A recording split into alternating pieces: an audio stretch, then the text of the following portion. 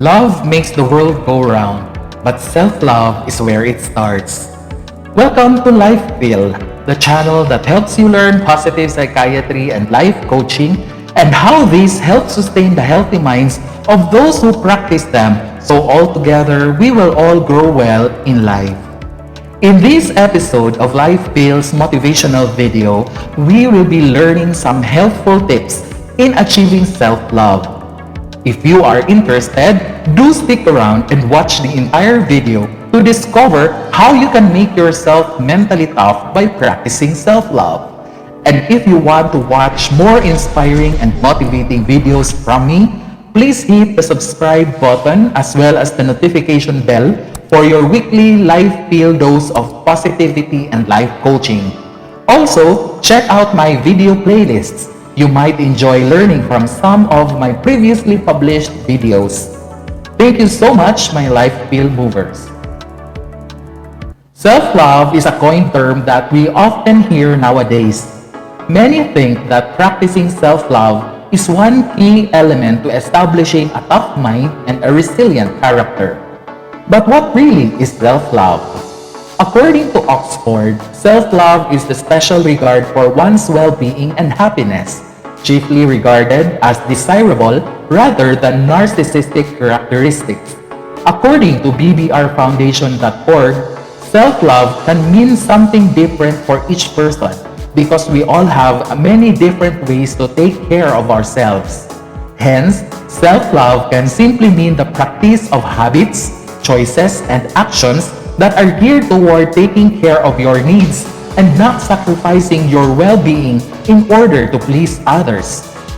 Now that we know what self-love is, the next question would be, where does it stand in terms of making us mentally tougher individuals? In an audiobook by Self-Help Guide, simple methods to build mental toughness included boosting self-esteem and self-confidence, which can be derived from self-affirmations achieved through practicing self-love. According to PositivePsychology.com, optimal mental health helps us to live a life that we love, have meaningful social connections, and positive self-esteem. It also aids in our ability to take risks, try new things, and cope with many difficult situations that life may throw at us. In addition, Maureen in 2017 suggested that mental strength involves developing daily habits that build mental muscle. It also involves giving up bad habits that hold you back. Simply put, loving yourself is truly a good way to achieve an extraordinary ability to deal with stresses and challenges at your maximum capacity. And now, let us dive into the 10 wonderful ways to achieve self-love. At number 1, the first secret to happiness is to fall in love with yourself. Happiness starts from within, and it begins when you accept yourself fully in all forms. No matter what people say and think of you, if you know your roots and accept these, you will not be shaken by any external or internal threats. At number 2, master the art of unconditional love for yourself. It is not enough to just fall in love with yourself. Elevate that love to its unconditional form by simply celebrating your flaws and imperfections. The world, our humanity, can oftentimes be harsh and cruel, but an undoubtful self brings positive energy to mankind. When nobody else warms you up, let your inner loving self do the trick. At number 3, love more than enough. Be crazy about yourself. Because of the hustle and bustle of every day, you tend to forget pampering yourself once in a while. Do something that makes you happy. Plunge into a treat that you think you deserve. Be conscious about making yourself feel joyful rather than always pleasing others in expense of your own smiles. At number 4, master your love skills. Although loving is a human art that is natural and innate, it sometimes requires a bit of skills to master. So before you can share that love with others, you need to learn your basics first. whether it might mean your assessment of your love languages or learning the keys to lasting relationships. Life is all about learning, and so is love. At number 5, avoid breaking your own heart. How can you love yourself if you don't even trust yourself? Most of the time, you are engulfed with the idea that nothing good will happen in your life. Avoid breaking your own heart. A great way to show love for yourself is to work harder on keeping that self-trust. If you want to achieve it, do it with full conviction. At number 6, possess the proper attitude. Be gentle with yourself. Learn to forgive yourself. The first step towards healing is always self-forgiving. Accept that you are human. You make mistakes. You learn. So never delay in forgiving yourself and moving on. At number 7, challenge yourself. All of us are endowed with natural gifts. Can you name some of yours? Wonderful!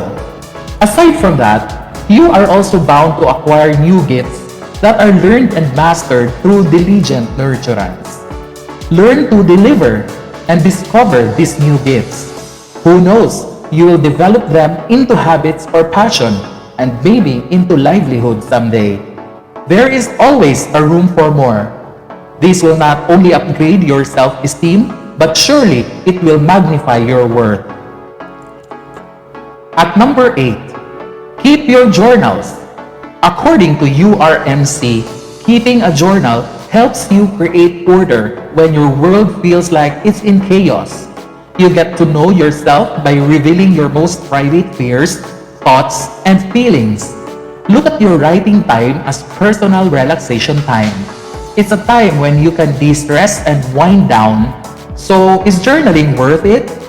According to Psych Central, not only does regular writing make you feel good, it helps you relieve the events you experienced in a safe environment where you can process them without fear or stress. So, grab your notepads and pens and get started. At number 9, support your well-being. Carolina Kurkova says, love yourself instead of abuse yourself. Never get tired of finding creative and innovative ways to support your well-being activities. You completely deserve to take a quick break out of the chaotic world. You need not prove everyone that you are a robot because you definitely are not one. If you feel tired, rest. But if you want to win, never quit. Take good care of your sanity. That is the best gift you can give yourself. And finally, at number 10, enjoy a piece of heaven. Loving yourself just as who you are is having a piece of heaven on earth. Should you feel down at times, don't hesitate to visit your recent victory. I am sure you have one, so why not have a taste of it once more? Savor the moment of your triumph. Collectively gather the winning mindset, the strength of that character, and the indomitable courage of that soul. Live, celebrate, and let your winning moments be replicated in all forms. Give yourself the credit you deserve. There it goes, everyone. I hope you enjoyed learning.